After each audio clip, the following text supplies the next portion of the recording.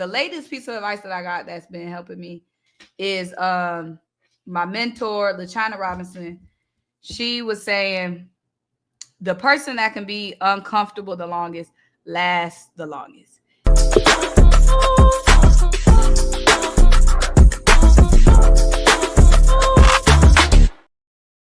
Welcome back to another episode of the Bench Mob Ent Podcast, the best sports podcast in New Jersey.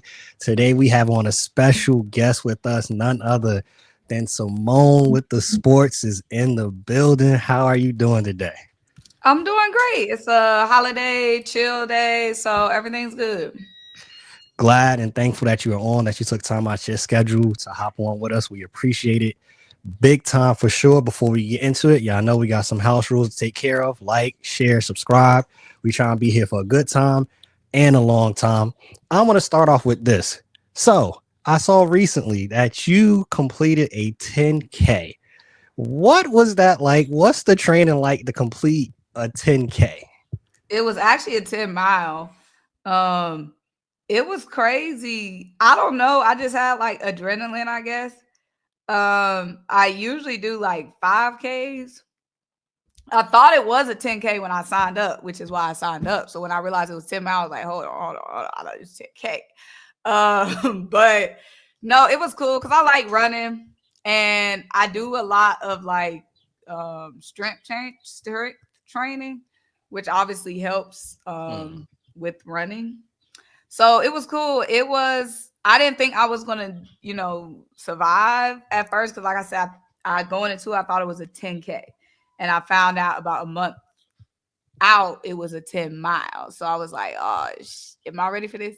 But it was a lot of fun. It was cool. It was the Broad Street Run, which they do every year. So I'm ready for the next one now. Hey, that's dope for real. Yeah, that ain't nothing light to just be able to complete. So shout out to you to be able to do that. I want to start off. You have the Eagles shirt on. You, for those that follow you or have any inkling of who you are, they have to know that you are locked in with the Eagles, all things Philly in general. But growing up, I was reading that the family is Commanders fans. How did you decide that you wanted to be an Eagles fan? What happened? What was that moment for you? You was like, I'm going against the grain. I'm rocking with the Eagles. So my family's from the DMV. Both my parents are, so both sides of my family. So obviously a lot of Commanders fans. But we actually got a couple of Eagles fans in my family. Like one of my favorite cousins growing up was an Eagles fan, which is why I kind of was an Eagles fan. My favorite color was green. And then, my closest cousin was an Eagles fan. So, I gravitated towards that. But we have like a couple of family members that's Eagles fans, like my aunt, two of my aunts on my dad's side, a cousin on my dad's side, and a couple of cousins on my mom's side.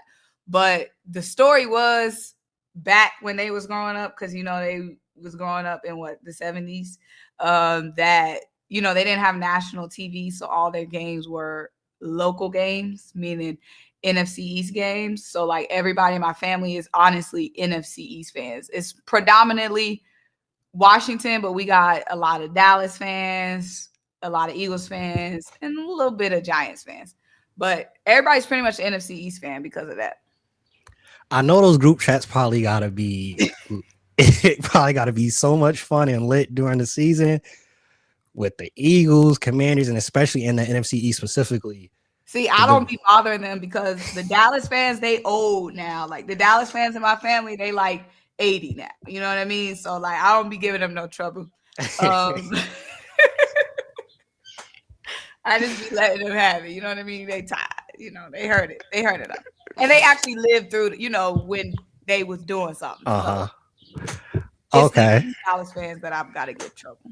Okay. Yeah. Hopefully they start seeing some winning that actually happens in the playoffs for them. My pops is a Dallas Cowboys fan too, so he's not as old. I'll be giving him stuff like, when are you going to get off of that drug? It's not.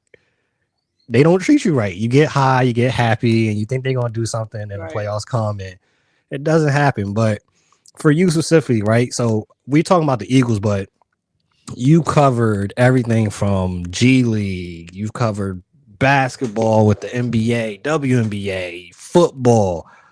You've covered a bevy of sports. For you, right? Because I've seen even like most recently the Brett Favre documentary. What is it like for you in your experience of being a woman in sports, which is in most cases predominantly male? What has your experience been? I feel like right now is a good time for me because it's like a boom right now, like when you look at like obviously when I was growing up there wasn't a lot of women that we would see in sports, not to say they wasn't, didn't have their hands in it, it just wasn't, visible. But now like if you turn on the TV, like it's going to be two women, three women sometimes, you know what I mean? So like I think now we're definitely starting to get progressive, especially like on the networks. So I definitely think I'm blessed to have been coming into the industry at a time where women are much more visible. Mm-hmm. There's still obviously a lot of struggles, but I definitely think that it's a time where it's really starting to push forward. So that's a good thing. Obviously, a blessing for me. Because like I said, you turn on the NBA halftime show, it's gonna be two, at least one, two, women on the show and in analyst roles. In every single role now, like play by play, analyst, host, so not just sideline. So that's definitely good. Obviously, there's still a lot to push forward. Mm-hmm. I definitely think the ball is rolling right now. Definitely, it's great to see the progression. Just on the outside looking in, obviously, I am not a female, but of the stories and the struggles that females go through with being in sports and being respected and being viewed as, like you said, sometimes even the analysts, and they know what they're talking about. Um, a lot of times we see it, especially on social media, the Twitters of the world, that if you're a female, there's no way possible that you know what you're talking about and you only like this team because you think, for example, Jalen Hurts is attractive. That's the only reason why that you're an Eagles fan. So I'm glad we are improving in that area because having sisters myself, mom, all into sports and Yeah, that's be how knowing my what they talking family is about. too. Right. They actually have some good input on that. So for you, the schedule has been released. What are some of the more exciting games for you that you're looking at on the Philly side and in the NFL in general? Because yes, you are an Eagles fan, but you cover the entire NFL. And for those that do not follow her, Threads, Twitter, TikTok, the YouTube, Instagram, it is a worthwhile follow. A lot of knowledge that she is going to be sharing on there and that a lot of gems. But go ahead, your favorite games that you see for Philly and the NFL in general. I would say first, just in the grand scheme, I do like the holiday games we have this year. Obviously, you can't say in June what's going to be a good game in November, right? Because the injuries, somebody could be underperforming, a team could be overperforming.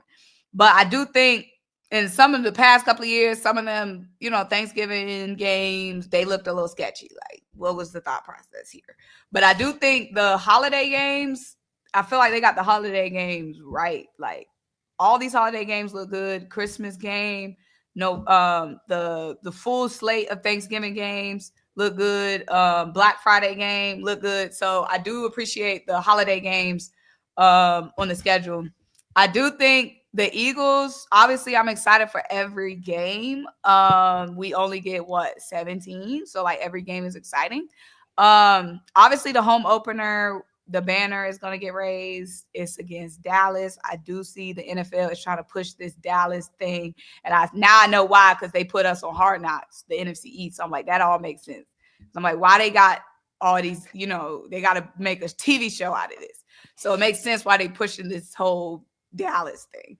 But and then our game against the Lions, because that's the game everybody wanted to see last year in the NFC Championship game. But the Lions didn't get there.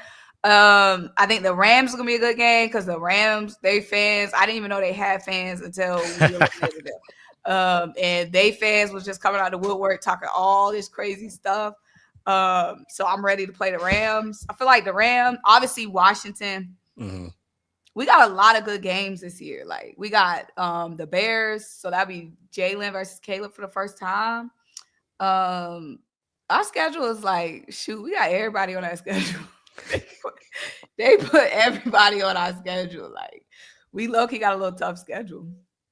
Low key, but I think again, barring injuries and whatnot, they are in prime position to actually repeat, to actually have some success this year. And I'm pretty sure you would agree you would rather have a little bit of a harder schedule because it builds that toughness leading up into the playoffs versus strength of schedule is one of the weaker schedules. So I think it pans out well. As somebody that, again, like my pops was a Cowboys fan, them Eagles look good. And I think it was AJ Brown recently said too, though. He said that we're gonna have to pay attention to those Cowboys. No, do you gonna have to pay attention to him? Because he gonna say he a diplomat. You know what I'm saying? He gonna say no. He gonna have to worry about them. And I'm glad because you want the players to take everybody serious. So that's his job to worry about them. We as fans don't have to. For the NFC East, who do you think though is the biggest competition to prevent them from at least repeating as winning the NFC East? I would say Washington. They still got a high power offense. They ain't do nothing enough on defense, I feel like, to have me like, oh my God. But I mean, you gotta respect the offense, like, and adding Debo, like their offense is gonna be just like it was last season, good enough to win them a whole bunch of games. Now, the defense is why I'm still confident in the Eagles. But I definitely think in the NFC East, Washington still got number 2. Hey, we talk about it all the time with my fellow co-hosts. Y'all GM need to write a book on how to be a GM for dummies because no, they starting to like Dallas basically drafted everybody off our top 30 visits. They starting to like them top 30 visits should not be public because that's a cheat code for these other teams to be lazy and not have to do no homework. Most definitely Dallas already starting to copy what we do. Because every single year, even this year again, the draft comes and you look at who was drafted for the Eagles, and it's like, golly, they won again. It's a great draft. They lost some pieces, and that's the thing with the Eagles, and I'm sure you feel the same way. It's like there were some pieces that was lost in free agency, but the draft didn't happen yet. And it's like, all right, if we're losing these pieces, they definitely have a plan to replace these pieces and get a couple other vets to shore up the defense, to shore up the offense. And lo and behold, the draft comes and they do it again. One of my friends is a Giants fan. He hates seeing every single year how the Eagles do straight. I would do that too if I was them. I would. Such a great job in the draft. Outside of NFC East, right? Who do you feel is that biggest threat in the NFC to prevent them from getting back to that Super Bowl? I would say the Rams because they got Devontae Adams. They got somebody else too. I can't remember who they got. They had a good little draft, and they added Devontae Adams. And I mean, Matt Stafford. They always a team that's gonna be in the mix. You know what I mean? They always gonna be in the mix. And I think them adding Devontae Adams, that's a big needle mover. Like, and they didn't even need a big move like that. So I would definitely say the Rams. They got a good defense, good defensive line, and then adding that talent on adding Devontae Adams.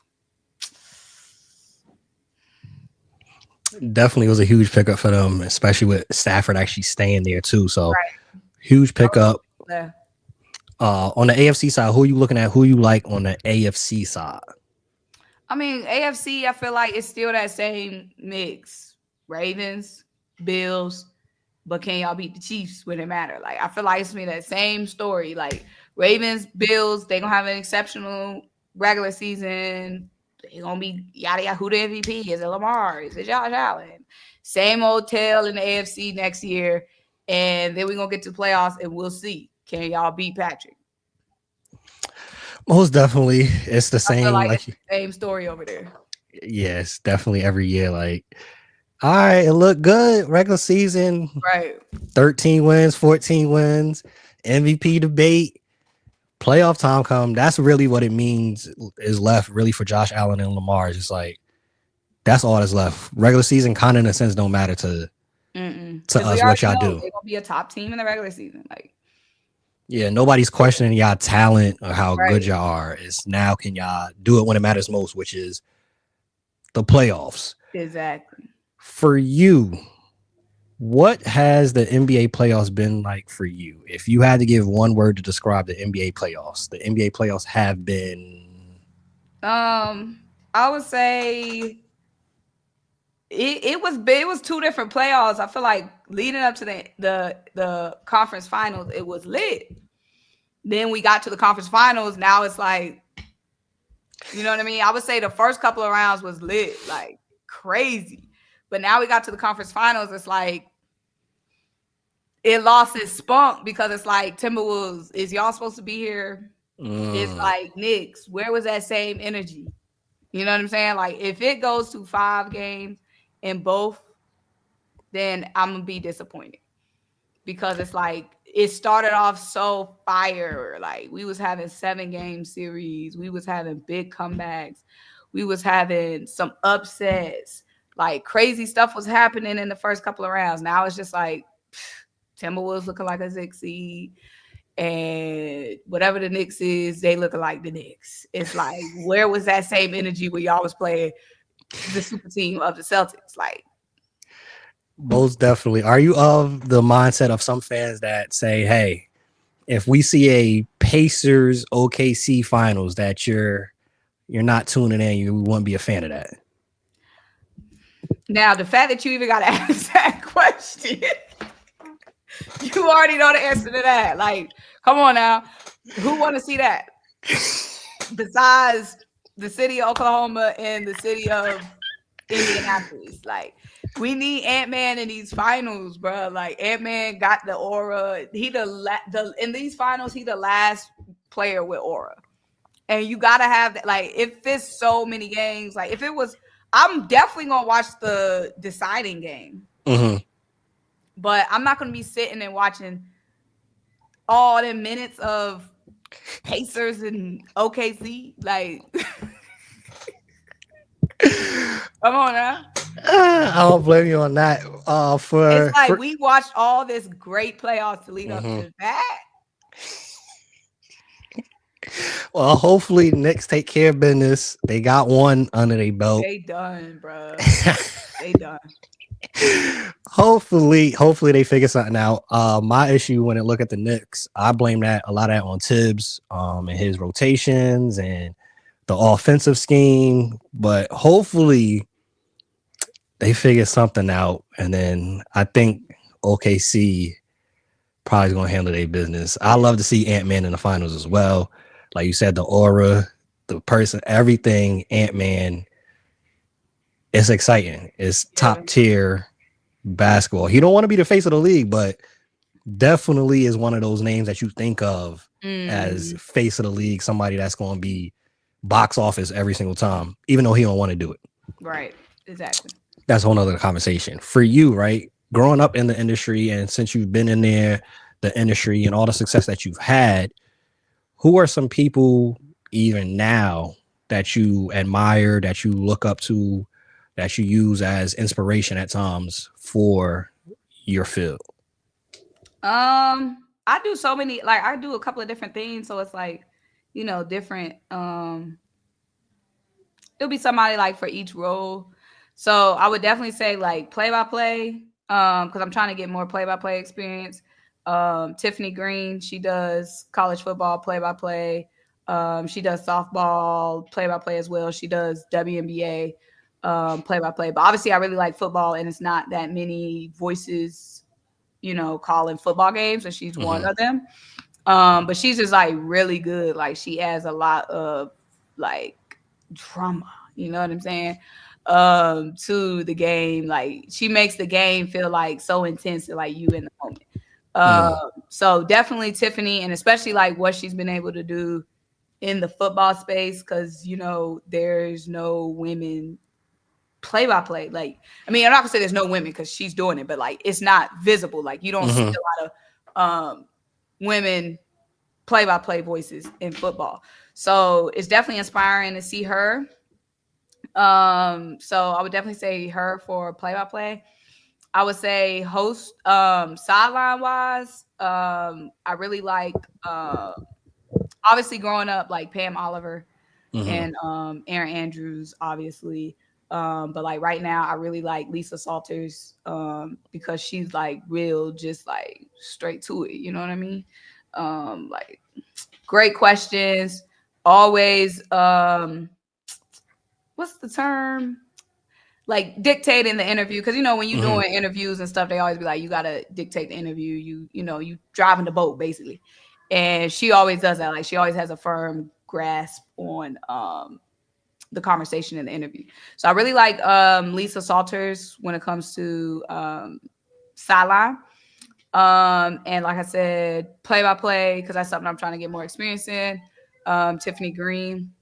Hosting wise, definitely Taylor Rooks, because like I said, when it comes to like the research aspect, she does a great job like researching the questions she always asks, exceptional, like asking those questions and like doing those sit down interviews is just like so different than doing sideline.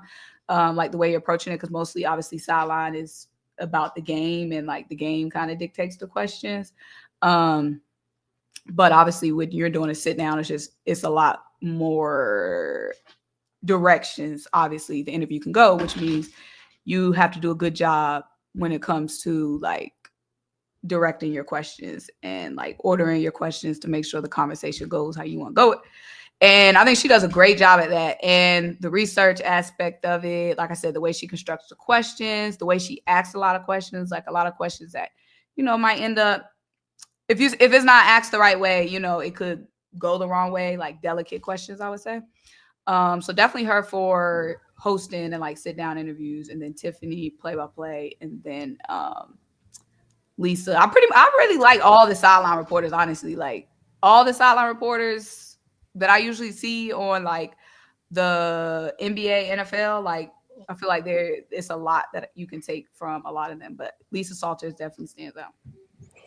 Those are some great names. Even you mentioned Taylor Rooks. I tell people all the time with Taylor Rooks, you gotta actually pay attention to the interviews. People make the jokes like, "Yo, these athletes come in there and say any and everything when they talking to Taylor Rooks." That's an art, though. There's a reason that she's able to get that out of them. There's a reason why she's able to get these interviews and does so well.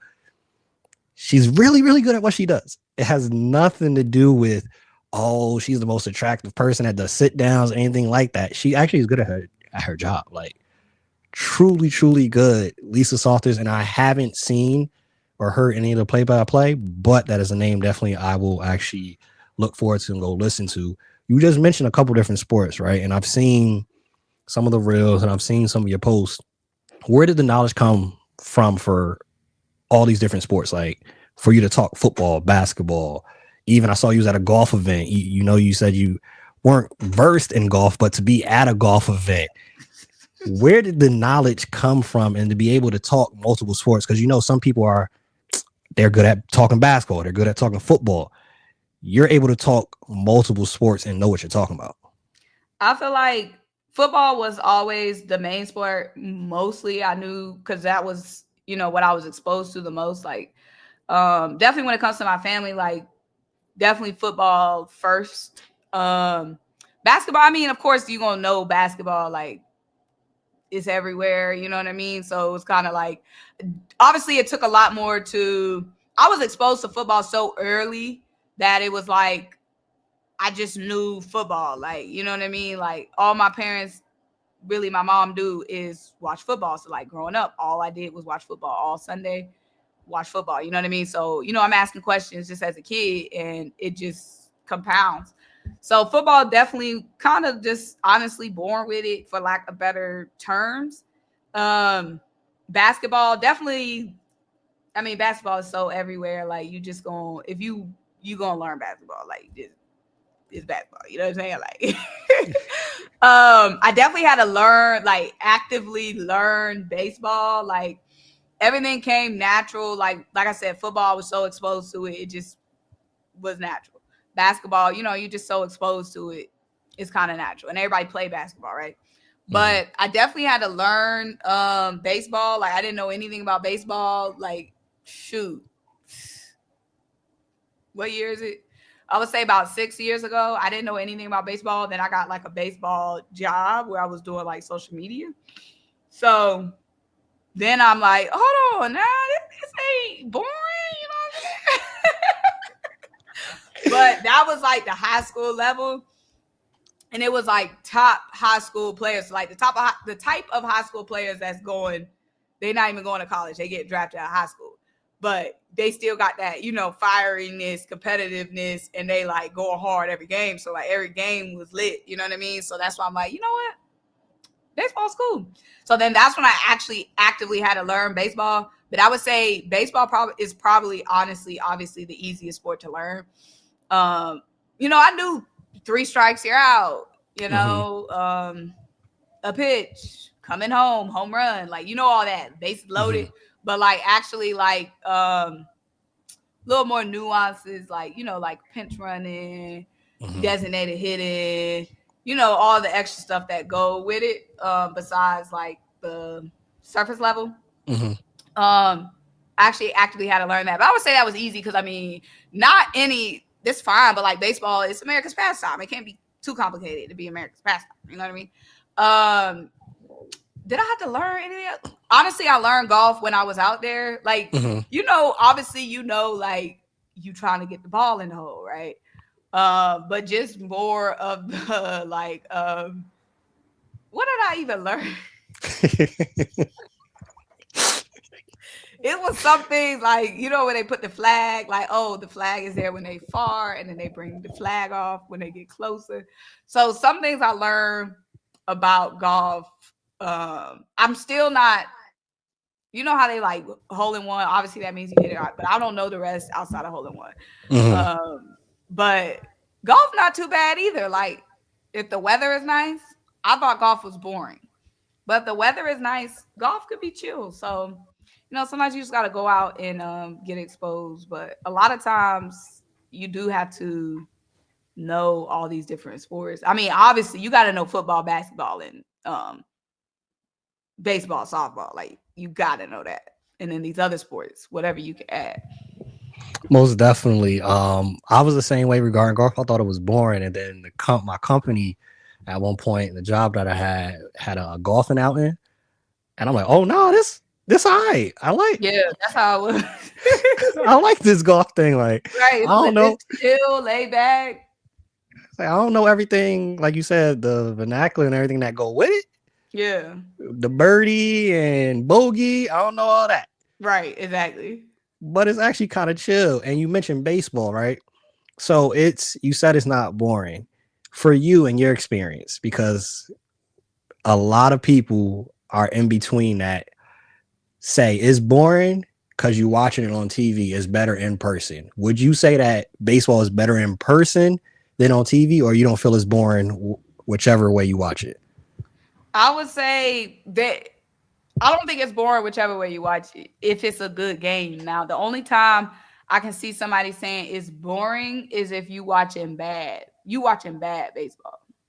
You know what I'm saying? Like, a bad football game is still gonna be entertaining because with stuff going bad, it could be funny. Like a turnover, it's funny. You know what I'm saying? Like, if a team fumbling and bumbling, that's funny. You know what I mean? That's good defense. Like, you know what I'm saying? Like, football is Mhm. always gonna be entertaining, even if the game is bad. Like, mistakes in football, it's always gonna be entertaining. I do think with baseball, it does have to be a good game. It can't be bad teams playing and still be entertaining because it is so simple. Like with football, there's so much, you know what I mean, going on, that even if two bad teams are playing, bad teams, it's gonna still be entertaining. With baseball, I do think, because if it's just some terrible pitching, it ain't no fun. That ain't no fun. You know what I'm saying? I've been at some games where it's been like, if the pitching is bad, like literally just bad pitching, then yeah, that's gonna drag out. That's not fun. It's definitely like painful. But I do think I don't see a difference between like if I'm watching the Braves, I don't see a difference between being at the Braves game versus watching it on TV. Like it's the same game, just not I'm not there. So Got it. So for those that's watching, you let us know in the comments if you like it more in person or through TV. I think that's one of, like you said, it's America's pastime, but it's been conversation probably over the last decade of like, it obviously isn't the most popular sport anymore. You got football, you got basketball. So it's been conversations of should they make sure it's a timer on the pitch? I do think that pitch clock helped though. Most definitely. So because I be looking at the clock, I be like, come on, come on. I agree with you though that football, even with just the other aspect is baseball, so many games. The NBA, so many games. Football, it's a storyline within each game, and even if it is like every game literally matters. Like even if it is two bad teams, one of those teams might be trying to get Archie Manning. Like it's a storyline within each and every game with that. For you, how do you stay motivated? How do you stay inspired within your field to keep going, to stay creative? I know it's probably you gotta keep up with this sport and that sport and with social media, what's trending, what's working. How do you stay motivated? I don't know. Goodness. How we go from who is the most excited player to how you stay motivated? I don't know. I honestly don't know. I feel like obviously, you know, your friends and stuff. Honestly, when I watch other people doing stuff, I'm like, let me get up and do something. That's honestly the main, like, right now, I would say like my friends, because I got a lot of friends that's, you know, in the industry. So, you know, we motivate each other.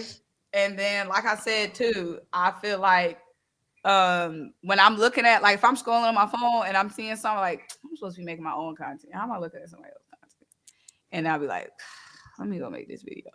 Or if I see somebody else doing something I'm supposed to be doing, like a live stream, doing something like I'm supposed to be doing my own. So definitely, honestly, you know, they be saying like social media make other people lazy. It actually be motivating me because I'll be like, if I watch somebody's video and I'm like, oh, this is a good video, I'm like, I'm supposed to be making my own. But it do be hard to stay motivated because it's like, it's so much like content. It be like every goddamn day, multiple times a day. Like you got to be making content. So, especially if you're doing sports, because it is nonstop. Like, you know what I mean? But I don't know how you stay motivated. I don't got the answers for that. Most definitely, because like you said, it sometimes it's time sensitive too. Like sometimes I would say like when the season is on, everything time sensitive. And then now with the NFL, they got everything. Gosh darn meetings, gosh darn schedule release, gosh darn everything got a time on it. Free agency, draft, time.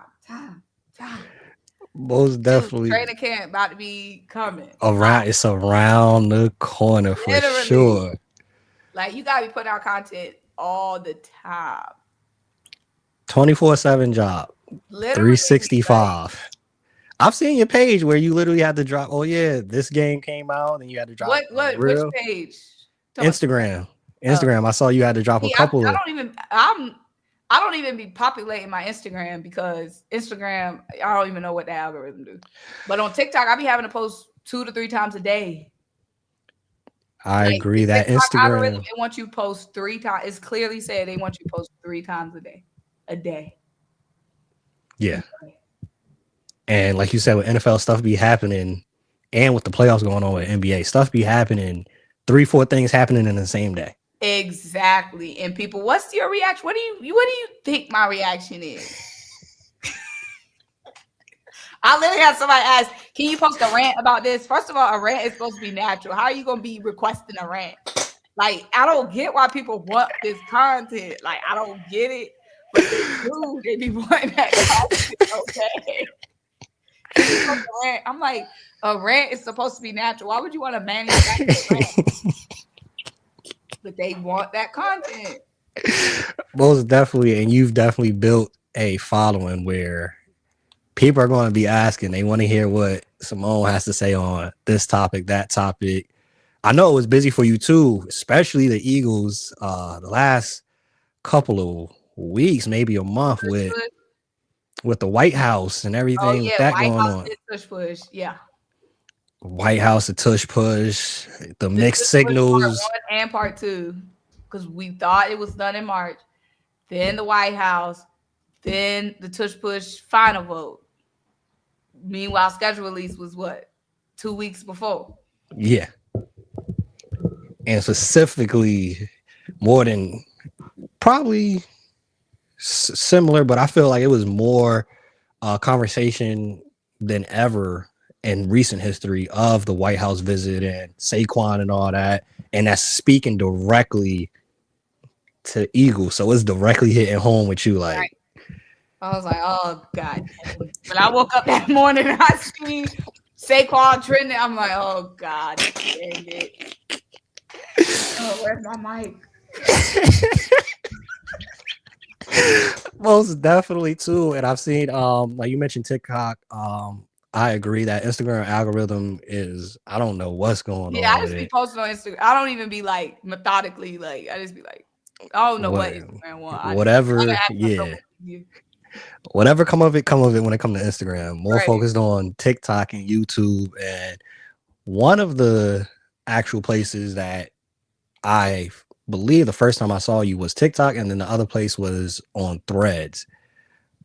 How have you felt about Threads? Because I know some people like Twitter more. Some people say Threads is a better version of Twitter because it's less toxicity, according to some people. What's your thoughts and feelings on Threads? Because I see it's growing in the sports spaces. The NFL is doing stuff with Threads. The NBA, they just had all of the people that was on NBA and TNT, the threads that they were posting. So, what's your feeling and thoughts on Threads in the sports community? I like Threads because, like you said, I feel like one with X is so much spam on X, like not just the bot accounts, but just the ads they now have on there. They showing you all this them group chats where it be like, where this group chat come from on my timeline? It be ads, it be group chats, then it be all them bot accounts. Like one post under the post would be like 10 bot comments before you even get to the actual real comments. Cause like back in the day, it was like the Twitter comments was what got you. But now you look in the comments and you got to scroll through all these spam comments just to get to the real tea. But that's what I like about Threads. Like I feel like it's no spam on there. And it seemed like Threads is just way more intentional. Like it's a whole bunch of clutter and junk, I feel like, on X. And I still get on X. Like most of the jokes is going to be coming from X. But I definitely think Threads is just way more intentional. Like people are way more intentional about actually having a conversation on Threads versus like on Twitter. Like when I go on Twitter, I'm not even looking for no convo. I'm just whatever I'm thinking, I'm just get that out. I don't even go back and look. Oh, somebody said something. But like on Threads, I feel like people are actually intentionally trying to have a conversation, or it's just so much more intentional. And it's less, like I said, ads, less bots, less junk and clutter on Threads. It's just so much more refreshing than X. Most definitely. Threads is a different and a better experience. Like you said, it feels like it's more intentional. It feels like the conversations are more genuine and you don't have the bot situation. Last question before we transition to our fourth quarter segment for you, being in this space, what is the best piece of advice that you've received? One of the best, I received a lot of good advice.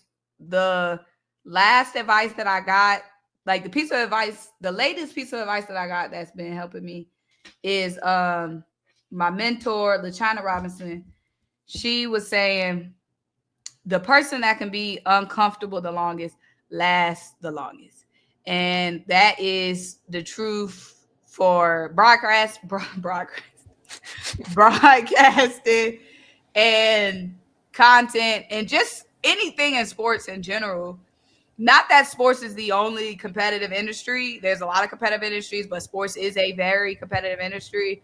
And it's a grind, like nonstop. We just was talking about it. It's a nonstop grind, and literally, only the strong survive. Like it's you got to do a lot. Like if you want to make it in sports space, you got to do a lot. You got to sacrifice a lot. You got to put a lot on your plate, basically. And like she said, person that can be uncomfortable the longest lasts the longest. That's a bar right there. It was a bar, right? And that's just life in general. You don't ever want to get too comfortable and settle in. Like, all right, I reached success. You don't ever want to get comfortable. Oh, I'm not doing well. Like that's a life lesson. Period. Forget the sports industry. Right. Like if you watching or listen to this, when you hear this, like, yo, take that down, write it down, Right. go to Etsy, put it on a piece of paper, print it out. That's something to, of course, give credit that China Robinson said it, but print it out, do something, keep that on your forefront. That's a very, very good piece of advice across the board in any aspect of life. Like that's yeah, that hit me because I'm like, dang it. Ain't nobody like you got it. You all you got to do is keep working. Ain't nobody feeling sorry for you. Like if you want it ain't no excuse. You got to do what you got to do. I heard that one too. I heard that one too. Ain't nobody feeling sorry for you. Work harder. Just put in the work.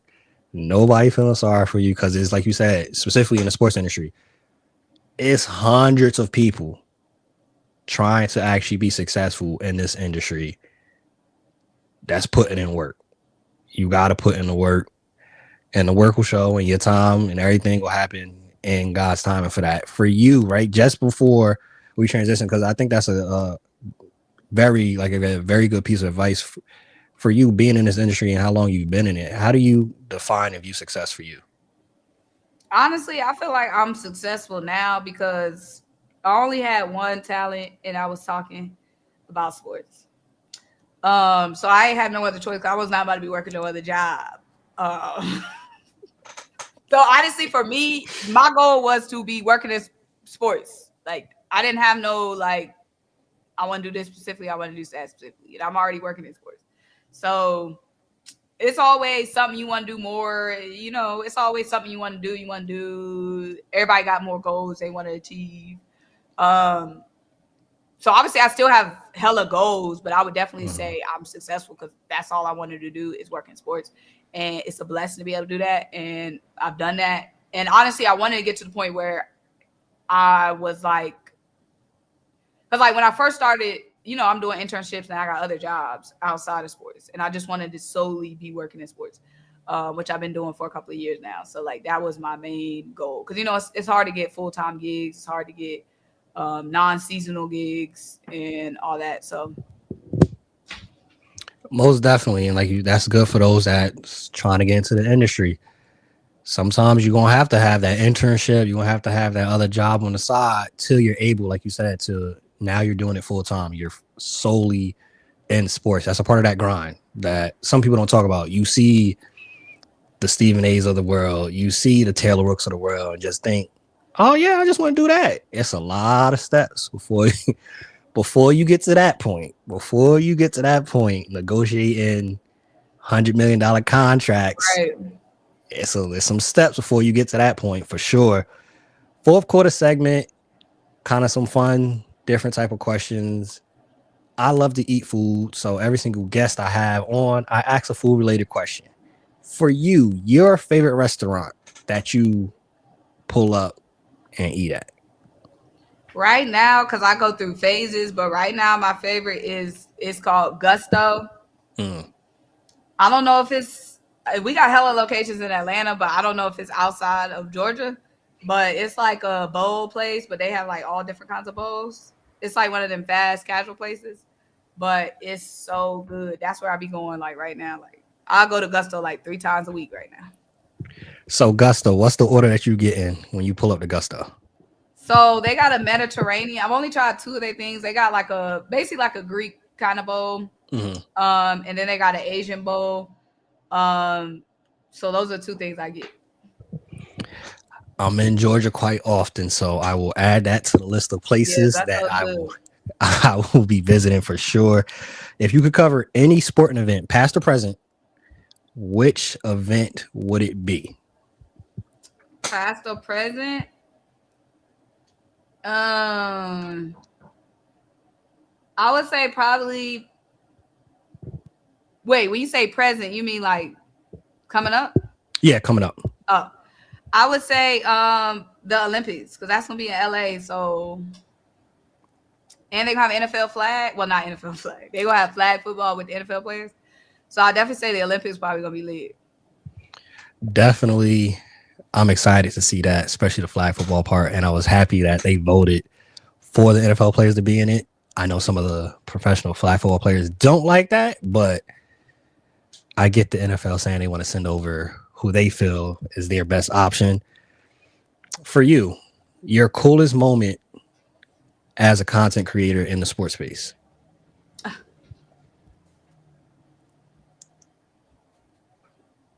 Meeting Jalen Hurts.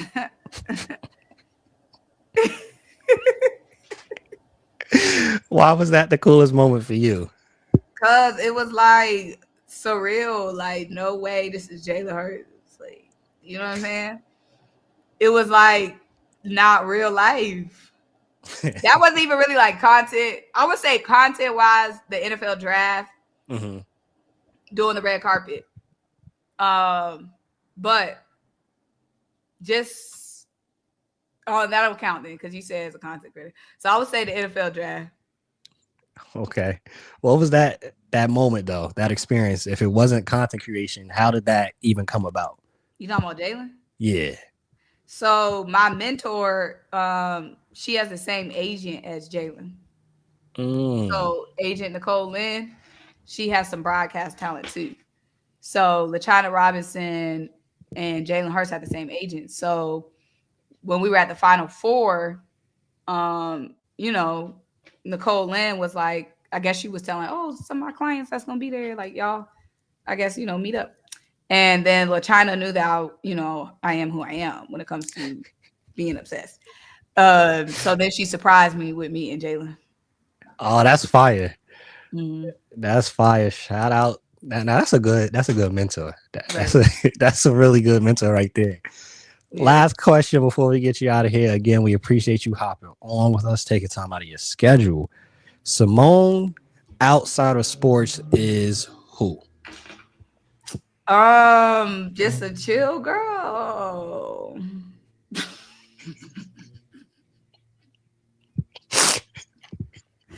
No, for real. I don't know, because I do so much. Like, even before I had content, like sports was a big part of my life. Mm-hmm. So it's like amplified with the content, but like even without content, that's still like one of my passions. So I really don't even be doing like outside of sports. Like I said, just be chilling.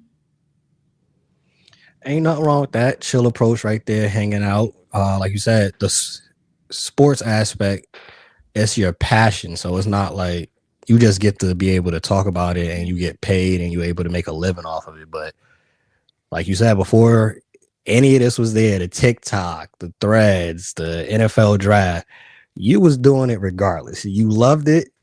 And now you, like you said, you're able to actually have it as a part of your living and what you do. You get to add that to your, hey, I did it. And like you said, you feel successful because that's all you wanted to do. And you actually are doing it now. But y'all know the vibes here at the Bench Mob Ent podcast. If you stay ready, you don't got to get ready. Bench Mob, we out. Peace.